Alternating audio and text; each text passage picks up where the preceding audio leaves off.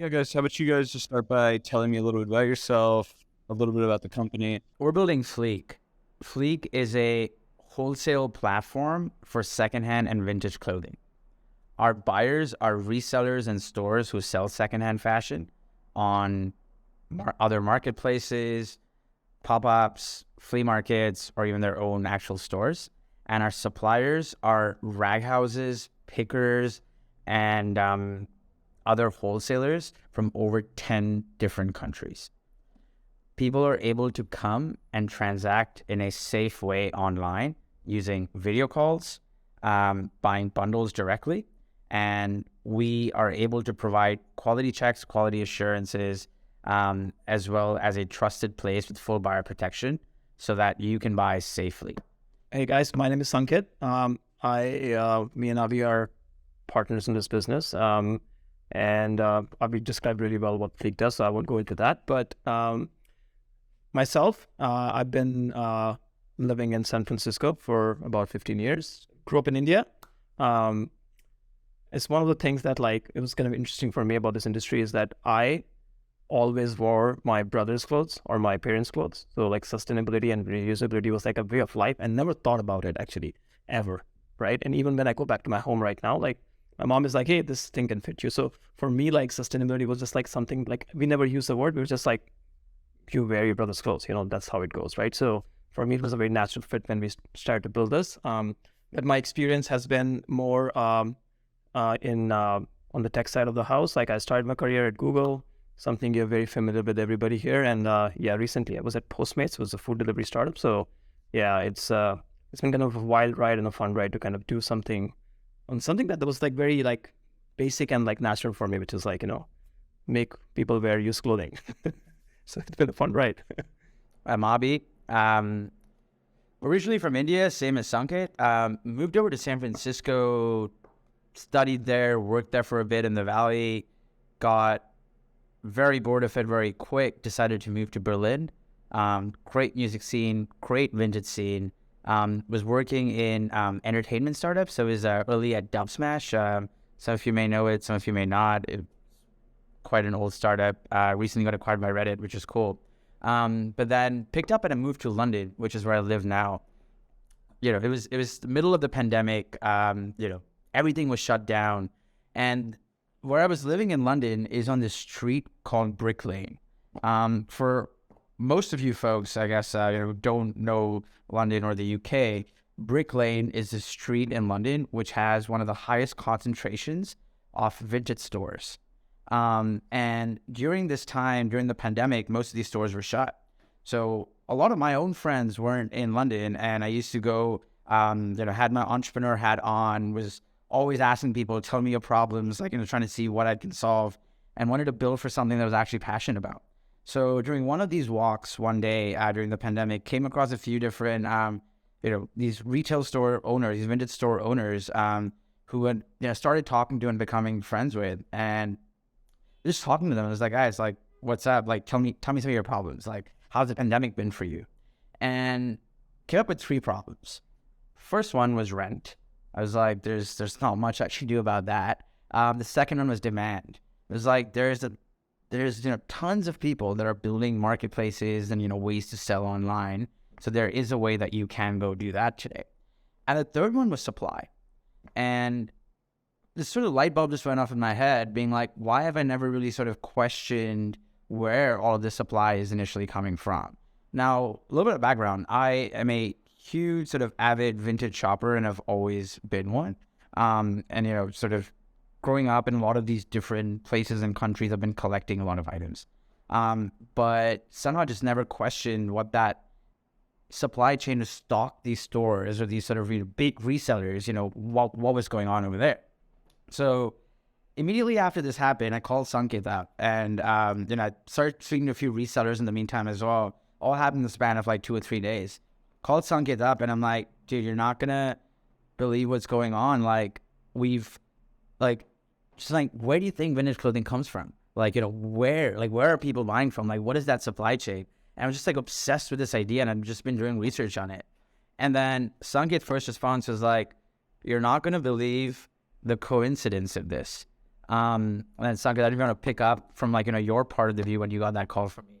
Yeah, I mean, it was interesting because so I live in San Francisco. My partner, life partner, she is from Florida, and her mom is a Poshmark reseller, right? Poshmark is a big community in US. A very, very tight knit community actually. A lot of people listening today might actually be selling on Poshmark as well. Amazing community. And she would do this thing where I didn't know for the first couple of times because I would like to just like doing my own thing, but she would like fly every 3 months to San Francisco. And I just thought she just really loved us. She does love us, but what she would do is like she would get here and she would not be home like 70% of the time. She would just be outside. And she would always have this like 3 extra bags with her. And she was doing what now I understand to be the picking thing, right? Where you would go to a Goodwill or you would go to a Salvation Army or you would go to like an outlet or something like that. And I was like, I mean, when me and Abhi were talking, we were just like, there has to be a better way than like flying across the country to find like 50 pieces of clothing, right? There has to be something better. So that's how it kind of just like was like, boom, right? Like this phenomena like exists around the world. And it's kind of serendipity. Serendipity is important for such things, right? You just have to come together and be like, oh, there's a spark here. That's kind of how it started, actually.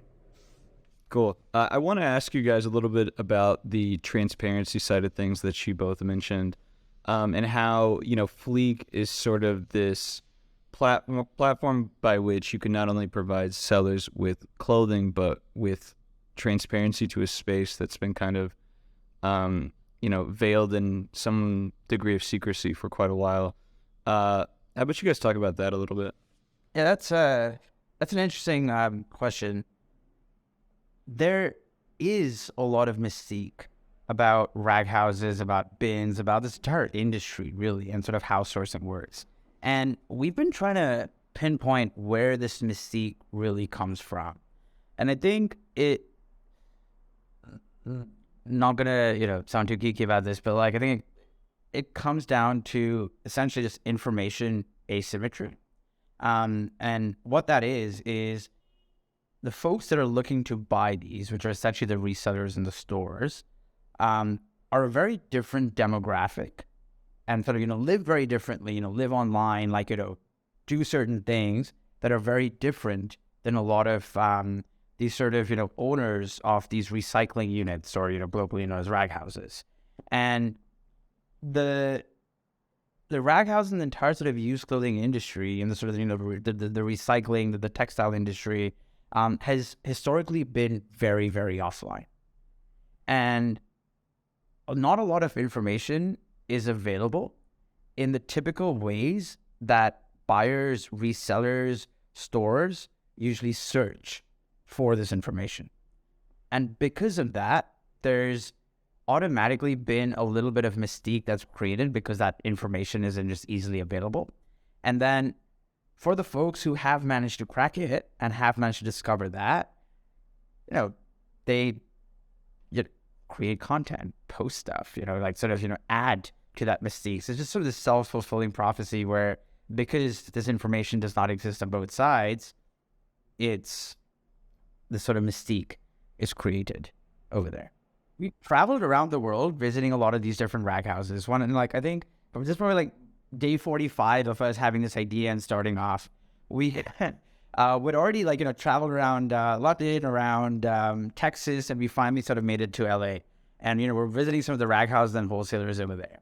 We walk in very confidently and we have this great idea. We're gonna connect you guys. We're gonna bring you all this business. We're sitting at this guy's table who's like, tell me more. Who are you guys? These outsiders coming in and telling me that I'll teach you how to do my business better. And then he's like, what value can you provide me? And I think at that time, we'd made about a total of $4,000 in sales. And Sanket is just sitting there very confidently, tells the guy, he's like, we can bring you $5,000 in sales. And I was like, Sanket, no. And he was just like, okay, thank you. But I think we're good. That we were just asked to leave. And we're like, wait, but maybe 2 more minutes? But yeah, so yeah, we've been laughed at before. No, I want to touch on one thing a little bit, and maybe it's just because I finished a Dan Carlin's Hardcore History, but he really discussed in great detail in a different context the idea of asymmetrical information, right? And how, in the Dan Carlin sphere, how wars are fought and won on asymmetrical information. And I know it's a little bit of a cliche in the startup space, but you know, you're kind of democratizing that information to some extent with your platform. Maybe talk a little bit about why your platform is offering a service like that, which will kind of shake things up for a lot of people that monetize based off of, what you guys have referred to as kind of gatekeeping the space. It's going to ruffle some feathers. Maybe talk a little bit in more detail about your intention behind it. Yeah, that's a good question. And there are a few different moving parts to this. I think the first one, which I think folks need to think a little bit longer term about the outlook of the industry and outlook of the world as a whole as well. At the end of the day, we're all in service of the end consumer, the person who's looking to buy these items. And, we call ourselves a vintage marketplace, but, we're truly like a secondhand marketplace more so than anything else. It's the colloquial term vintage that's being used today. But as consumers, as secondhand clothing gets more into the mainstream, the way to make that happen is to make secondhand clothing, more accessible to everybody. And when I say accessible, it means that me as a consumer, if I'm looking to buy, let's say, a yellow M&M racing jacket, I know exactly where to go and buy that. So that level of repeatable inventory, the repeatable and scalable sourcing that happens by opening this up, essentially expands the pie as a whole. So what happens, it's not that we're taking someone's slice and giving it to somebody else. We're trying to expand this pie. We're trying to make the market bigger and making it more accessible directly to, and our mission as a company is to essentially empower the folks empowering the secondhand economy. And this goes in all directions. It's not just the resellers, it's also the Raghouses, it's also the wholesalers. The reason all of these folks are on Fleek today is because we're providing a big value to them as well, by connecting them with these buyers that they historically have not had access to. Yeah, I want to add one thing over there, and I think this is really important, is and this is, take it from our experience of visiting some of these, I like to call them recycling units, because the value, when you truly see what they do so much more than just a particular kind of clothing. They're doing a lot of volume, and they're doing a lot of things. And there is so much clothing to go around in this world, so much of it, so much so that your eye cannot see the end of a factory, right? That much, and thousands of these, right? I think the pie is massive. Very simply put, it's very, very big. I think right now, maybe not everybody's able to take advantage of it, right? And for that reason, the demand is too much, and the supply is not being able to meet it. We are just trying to connect those two pieces together. I think everybody's going to win in this space because the demand is massive. And guys, some of these places you will walk in, you'll be like, let me get my 100 friends with me because there's so much over here. What am I going to do with this, right? I just think the mystique has been created in a way that makes it sound the opposite, that there's none of it, right? And there's one place and one corner and you get everything from there. And no, we're talking about used clothing. We've been throwing it away for 100 years. There's a lot of it around, right? So there's enough for everybody. Question here about, you mentioned your clientele, your user base. Tell me about your sort of, archetypal token sort of user. Are they a store owner with a physical location? Are they, a Y2K millennial, girl out of her college dorm? Talk to me a little bit in more detail about that. It's a 18-year-old college student who's just about to, wanting to start their own business and wanting to get into reselling and has no idea how to go about it because they want to make some money on the side. It's that person. It's also a professional reseller and some of the top sellers on Whatnot today who are selling these items and they're purchasing it from us or being suppliers on our platform. It's also retail stores on, Melrose that are buying from us today. There's also wholesalers in the US and UK who are buying on our platform from, places in like India, Pakistan, where a lot of our sellers come from today as well. So it's really sort of this whole gamut, going from like somebody who's just starting off to somebody who's been in the industry for like tens of years. However, for us, the folks that we're truly concentrating on are the resellers, the reselling community, because we believe that's truly sort of where democratizing this whole industry comes from. And we want to empower as many people as possible to be able to get these clothes into as many hands as possible at the end of the day. So I want you guys to explain as succinctly as you possibly can. I'm interested in Fleek. I want to go about using the service. Tell me in a nutshell how that's going to work. Yeah. You're able to get onto our website, which is joinfleek.com, or download our app on the App Store or the Play Store. I'd recommend downloading the app. You can go in there. You can discover suppliers from about 10 different countries. We have hundreds of suppliers going all the way from pickers at Raghouses to actual massive recycling units that have presence in like multiple countries. You're able to access a lot of these folks. You're able to buy in one of three ways. The first one is you're able to buy bundles on the website, which is essentially like prepackaged, clothing. It's like 10 pieces, 50 pieces, 100 pieces, depending on the supplier, whatever they've uploaded. And that's the most visible part of it. We're working on redesigning a lot of the apps. So the other cooler way of buying becomes more obvious, where you can actually get on video calls with most of these suppliers. So you can get on a video call with somebody who's sitting in Karachi in Pakistan, or sitting in Thailand, or sitting in Kandla in India, and you can handpick items at these Raghouses. Now, that is probably the most popular way of buying today, and somehow it's really, really, really hidden in our app. So I guess we're almost gatekeeping this video calling aspect of Sanket. We definitely need to change this. But that's probably the most popular way of buying, and we can talk about that a little bit more. But then the third way of doing it is just messaging the seller themselves and telling them what are some of the items that they're or buyers looking for, and the seller can sort of go and build that bundle for you. Interesting. Okay, talk to me about,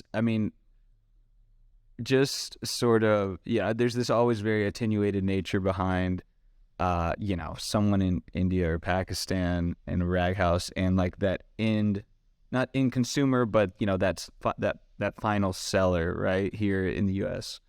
Talk to me a bit about that interface between, that's got to be a shock in a lot of ways to the person communicating with that international sort of Raghouse owner or whatever. Tell me a little bit more about that.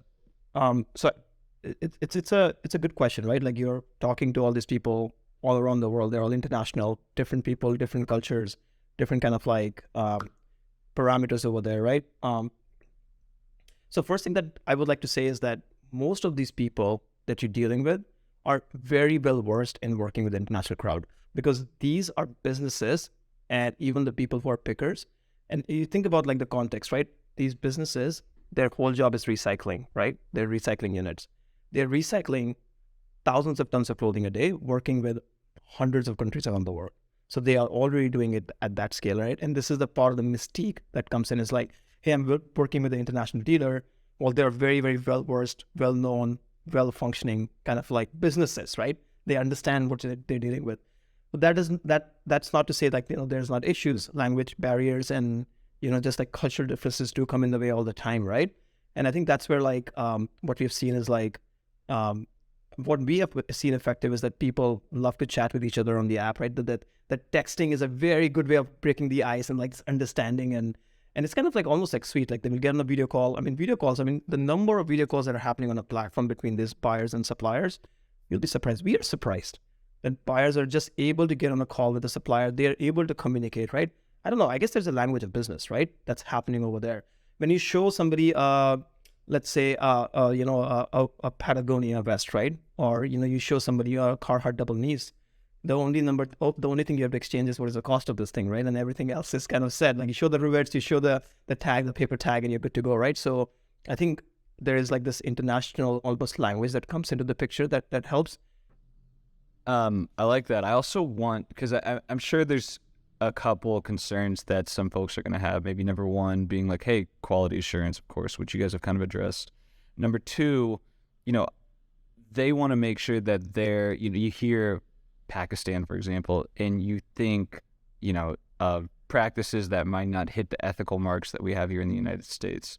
Talk to me a little bit about how you guys address that and maybe promote sort of raising those standards that you know, many in the U.S. would maybe have some misconceptions on. There are a few different things. As I said, we have people on the ground. We have a team that we've hired on the ground that go and verify every supplier that's coming on. So, and the kind of suppliers that we have, there are really sort of two kinds of folks. One are people who sell in the local markets. So these are you know, small you know, store owners who collect from, like, you know, there are a lot of other markets as well. It's a complicated supply chain, and we can get into it if you're interested. But these folks, essentially the pickers of Pakistan that then go and sell in the retail markets, we're bringing them on, and we're making sure that we verify them. And the other kind of folks who are on the platform are these massive sort of recycling units that are working with the likes of, you know, Goodwill, Salvation Army, like these other sort of charity shops in the US that need to have a certain standard to be even able to work with them. So there's a lot of misconception, and again, you know, asymmetrical information, and, you know, we should do something more, Sanket, to build that trust up.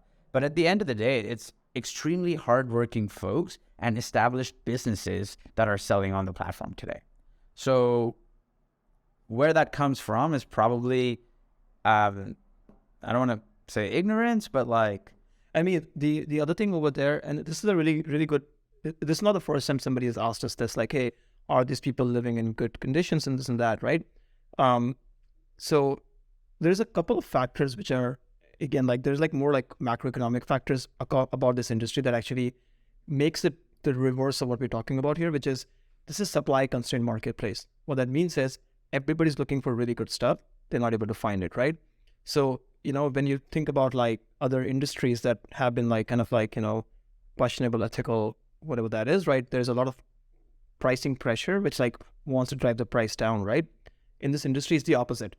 The supply kind of rules the demand, and they kind of get to decide. And like, that's why, like, you know, when we talked about the scaling challenges, like how do we get the stuff online? Selling is not the problem, it's getting the stuff online. So when we talk to some of these factory owners, right, that are in the zone who are, so, you know, these places are called the zone. They're economic zones which are sanctioned by the government for just like economic activity. So it's very common. Every country has that, like US, everybody else has that. And they probably employ like maybe 1,000 person, right, force like workforce in a place. They said that we want to pay double, triple, quadruple of what we're paying right now. But our biggest problem is we can't retain these people fast enough. They're highly skilled labor. We want to retain them. We want to have them because the skill they have is unique and nobody can replace it. So like we have seen the opposite problem where the factory owners are like, it's like, man, I just can't pay enough to these people. Anything else you guys want to like really touch upon? Anything else that you guys are like, hey, you know, your audience should really understand this about us? Feel free. I mean, the mic is yours. We're here to make things more accessible for everyone in this industry. We're here to empower folks that are just starting off, as well as empower folks who've been doing this. The best way to get started is download the app, message suppliers, find suppliers who you like. Don't be limited to your country only. Step out of that, you know, trust the process, trust that Fleek has your back, and explore all of these different suppliers. Because, you know, in an increasingly global world, you'd be surprised to know, you know, that somebody sitting in, you know, a small village in Gujarat in India, or in Karachi in Pakistan, or like, you know, in Thailand, has the same passion for vintage as you do. And they want, that social element goes on both sides. So I'd say, like, you know, we're here to help. We're just starting off, and there's 1,000 things that we need to fix on our side as well. But messaging these suppliers, you're able to start building relationships with them and really sort of start your journey or continue on your journey or take your business to the next level. That being said, the other thing I want to address quickly is things on Fleek, especially in the US, can look very expensive. And reason behind that is because of shipping, because you're getting things sent over from Pakistan or from India or from Thailand or wherever. So there are two ways to go about this. Getting on video calls with folks, the trick is they heavily negotiate because you guys are all resellers. You know how it works. You go onto eBay, you'll see a bunch of prices that are up over there, and you'll be like, oh, this is what something's selling for, not realizing that you need to be looking at sold at prices and not, prices of things that are left over. However, for people who are just starting to sell online, which is a lot of our suppliers, that's something that we're still helping educate and, sort of drive that, pricing behavior over there. So things can look overpriced because people are trying to get the best price possible. So what I'd recommend is get on there, message suppliers. They haggle quite a bit. Part of the culture. Yeah, I mean, the other thing I would add over there is like this interesting thing about, like you said, like your resellers are, mostly millennials, or Gen Zers who are coming up, right? The interesting tidbit I want to share with the audience over here is the exact same on the supply side. Yes, so like most people who are selling are also very young. So it's like, again, like this is the part where like, we feel like, oh, this is a foreign country, but our top seller is 19-year-old, and the next one is 20 years old. And the top buyer is 19 years old as well. And one of them turned 21 like 2 days ago. And so the community is symmetric in that way, but the information asymmetry is what is eating us alive, right? Which is like, we don't know what's happening on the other side. So get on the website, get on the app, start talking to these people. You will actually realize they're exactly like yourself. They're trying to make a name for themselves. They're learning technology and they're understanding what vintage is. And I was surprised when I saw that behavior as well, right? So 100% like, and we as Fleek truly believe that reseller is the future of this industry. This is and I mean, I like kudos for this generation to like actually be like the hustler economy and the creator economy and like the 100 of the words that are being set out there, right? We're building for you guys, like literally we're building for you guys, right? Because we believe that this is how the future is going to look like, right? There's going to be a lot more entrepreneurs out there, right? I became an entrepreneur like 10 years after my work career was done. I know like folks at the Alameda Flea or, the Rose Bowl who are second year college making more money than I was making 6 years into my journey, right?